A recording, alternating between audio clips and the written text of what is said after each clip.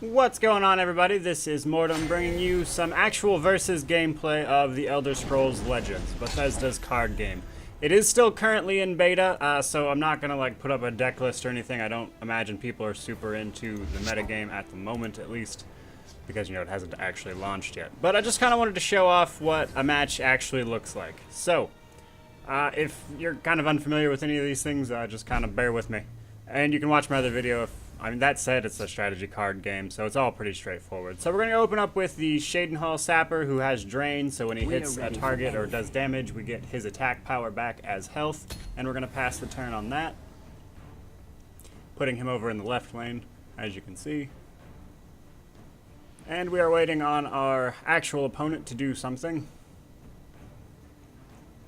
I like Shadenhall Sapper. That's a great turn one play, if you will. Easy. He opens up using his elixir of magic, no, he just used, forgot he started with 2, so he gets Daring Cut Purse, rather, who has Pilfer 1+1. We're actually going to drop our Fighters Guild Recruit, which has lethal, so even though something might have more health or whatever, it's lethal, so it's going to kill him immediately. It's nothing personal. We'll attack with our Shadenhall Sapper, get our 1 back, and then we'll pass the turn. And our opponent will use Firebolt to destroy our Sapper, which of course, not our Sapper rather, but our Fighters Guild Recruit. And then he attacked our Shadenhall Sapper. By dawn and dusk, And then he plays Dunmer Nightblade. So when she dies, he's going to get a +3 sword to add to someone. We're going to go ahead and throw up Black Sap Protector, who has Prophecy and Guard, so he's going to be forced to attack that. It's nothing And personal. we'll go ahead and attack him again and get our extra health, and we'll pass the turn. So I've had mixed luck so far. As far as matches goes, I'm about 2-2 so far. I haven't played a lot of them, and it's been kind of touch and go. There's nothing too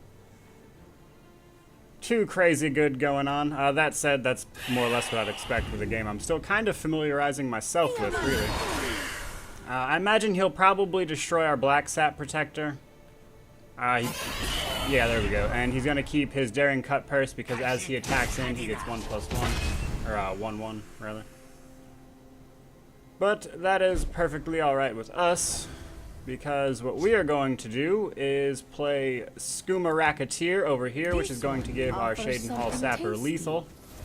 And then we're going to go ahead and kill his Cut Purse before it gets too strong. And then we're going to drop our second Shadenhall Sapper, and we'll pass the turn on that.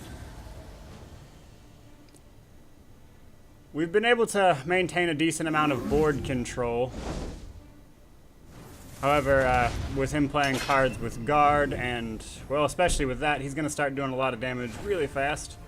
But, lucky for us, that was actually a great draw. We drew into Crushing Blows, so we're actually just going to go ahead and kill his Bandit Guar. And then attack him for what we've got. And pass the turn, as we can't really do anything else. This is a great card, but it is terrible to draw at early game. And it seems like every game I play, I get it turn 1, and I'm like, this is not helpful at all. So he plays Fate's Witness, which lets him draw a card when he plays it. And then he sacrificed his creature to kill my Shadenhall Sapper. So, we're going to go ahead and play, we're going to play Nimble Ally over here. If the top card of our deck is an agility card, he gets 1/1, which it was not, so he's just a 3/3. And then we'll attack him with our Skooma Racketeer, and then we'll pass the turn. I want to hold on to that Master of Thieves, because if I can draw a card with Pilfer, it will actually get to attack twice every turn while this is in play. So I'm hoping to hold on to that. I don't want it dying too soon. He plays Crushing Blow and kills our Nimble Ally, which is annoying. And he plays a Sadris Agent. Guard, Last Gasp. Wow, that thing's pretty strong. That said, nothing we can't get by because we drew into Crushing Blow. We'll go ahead and use Crushing Blow on that. And it's Last Gasp puts this Mournhold Guardian up, which we will then kill with our Skooma Racketeer. And then I'm kind of forced to play Master of Thieves because I need to have something on the battlefield here. That said, he's starting to gain a combat advantage over us, so this might turn on me pretty fast if we don't start drawing some decent cards. Sword hand itches. And he played a Varanus Courier, so when I kill that, he's going to draw a card. That said, I'll actually probably just leave that be, and since we have 8, I'm actually going to play Taxad the Packmaster. He has charge, so I can hit him as soon as he comes up. And then I will go ahead and actually leave his guard monster in play, because I don't want to hit it with anything at the moment. Mostly because I don't want him to draw a card. If it didn't have that last gasp effect, I'd probably just leave it be. And he played Dark Rift.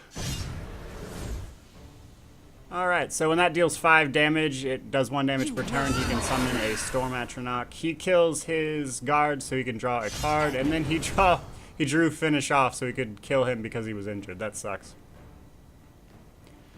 Alright, and then he's going to play Black Sat Protector, which is ironic, because we're actually going to do the exact same thing, but over in this lane. Now, because this card actually has Breakthrough, I'm going to kill this, but he's going to take 3 damage because the extra 3 goes through because he has the Breakthrough. And with that, we're going to pass the turn. We do have Finish Off, so if we wound anything, we could potentially kill it immediately. That, of course, depends on us. But of course, he had his second one. But Taxad's last gasp came into effect and summoned a 4/4 Durzog. And then he played Shocking Wamazu, which deals 4 damage when it comes into play. And we have 2 Finish Offs, which is pretty much useless, to be honest. We'll go ahead and attack with our Durzog, because there's not much else we can do at the moment. And then he'll attack with Wamasu for sure, because there's no reason not to. There's nothing stopping him. As for what else he does, though, we'll just have to wait and see. Now, I have actually noticed that in these longer games, you start getting extra magicka. I thought it capped at 10, but it seems that when the game goes on for a long time, it will actually give you more than that. My sword hand itches. And he plays House Kinsman and another Varanus Courier. I move as a shadow. And it's not looking good for us at this point. There we go. That's good. We drew into the Kavach soldier, so we're going to go ahead and drop him here. And we're actually going to hope that he hits that with the Wamasu at some point, because then it'll be damaged and we can use one of our Finish Offs, which wouldn't be a big deal. We're going to go ahead and use our... we're actually going to go ahead and use this on... I'm thinking about using that on the Durzog, but... yeah, that should be fine. We'll go ahead and use that on the Durzog, because that guard guy's going to die anyway. Well, if I use it on him... you know what, we're actually going to go ahead and play it on the Kavach guard just to see what happens. And then we're going to kill his guardian, or his courier or whatever, with our Durzog, and then we'll pass the turn on that. Now, he did unfortunately get quite a few card draws there, but hopefully that won't be too big of a deal. This one offers something. He plays Skooma Racketeer to give this guy lethal so he can kill our guard with no real problems, which really sucks for us because we have nothing else to play, really. So we're kind of depending on our rune draws for much else because we don't really have a lot else going on. Simple. So we have a Ferocious Spriggan, and then we pulled Nimble Ally. Destruction is at hand. Ariel, give me strength. And he's just kind of flooding the board with minions, and I don't have much to play. Luckily, we did draw into that Cinch Tiger, though, so that might work out for us. So we're going to go ahead and play that over here, as it has guard, and it'll stop him from doing much else with that. We're actually going to play the Ferocious Spriggan over here, and then we pretty much have to kill this, even though it's going to do 3 damage to us and give him 3 health. We don't have much of a choice. We are going to play the Nimble Ally, though, before we pass our turn. And it doesn't get its extra effect because our top card was not an agility card. And we'll pass the turn. We're taking at least 6 damage minimum. There's no reason for him not to hit us in the face with that right now. A strong arm is what you need. And then he plays the Skilled Blacksmith. Ah, perfect. I can actually destroy him and then negate some of that damage because we drew into that javelin, which instantly destroys a creature, and because we drew it with our rune draw, it was free. So he killed him and then used his last gasp to kill our Ferocious Spriggan, which sucks because it would have given us some health. And then he passes the turn because he doesn't want he doesn't want his Wamasu to die, rather. We're actually going to go ahead and play the other Cinch Tiger over here, so he's forced to attack into that instead of our face because we are getting very low. I'm actually going to go ahead and kill his Wamasu because I can't let that live, and I'm going to kill this as well because I need to clear his board a little. And because it is looking like he's out of cards, we might be able to turn this around. So we can't do anything else with our 2 finish offs, so we pass the turn, see what he's going to do. Which might be nothing, depending on what he drew. But he drew into Thieves Guild Recruit, rather. He got to draw an extra card, and it didn't cost 7, but it is a very bulky gate, essentially. And then he played his Storm Atronach because his Dark Rift finally did enough damage for him to do that. And then he's probably going to pass the turn. I doubt he'll attack us with that Blacksmith. Awesome. So we're actually going to go ahead and use... how do I want to do this?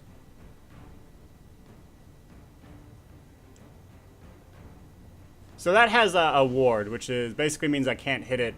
I won't do any damage the first time I hit it. So we're actually going to use our Ransack to break its ward. Then we are going to hit... Not sure what else I can do with that, really.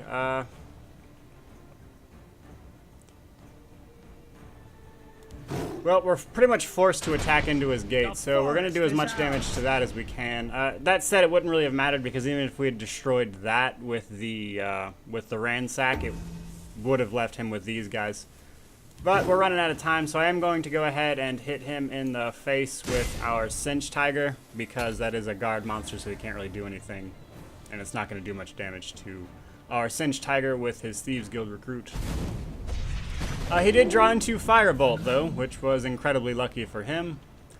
He's going to kill our Cinch Tiger undoubtedly with that, and then, yeah, that's what I figured he would do. Alright, so, lucky for us, however, we can actually use Finish Off on, nice, we drew into Goldbrand, that's perfect. So, Goldbrand does 2 damage, I can use it 3 times, but each time I use it, it does 2 more damage, so we are going to go ahead and play Goldbrand. We're going to use Finish Off on his... Yeah, we're going to use Finish Off on his Storm Atronach. And then we're going to use Goldbrand on his Thieves Guild Recruit. And then we're actually going to pass the turn and we're going to save this Finish Off.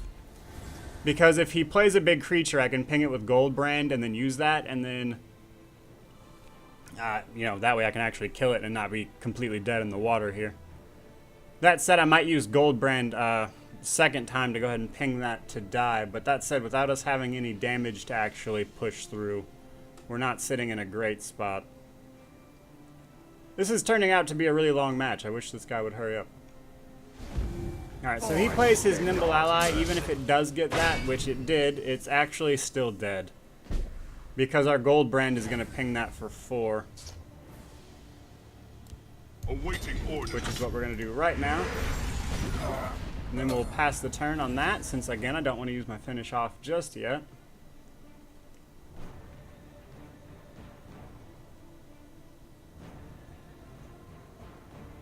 And then our opponent does. He plays a Charis Reaper, which gave this guy -1/1 because he's annoying. And then I assume he passes the turn. He can't do anything else. He might just be bad mannering it though and running out the clock for no reason. That said, this has been a painfully close game. The battle is yours. Oh, he actually concedes because he was, well, he probably saw that long term he probably wasn't going to win because I had Goldbrand. So, there you go, guys.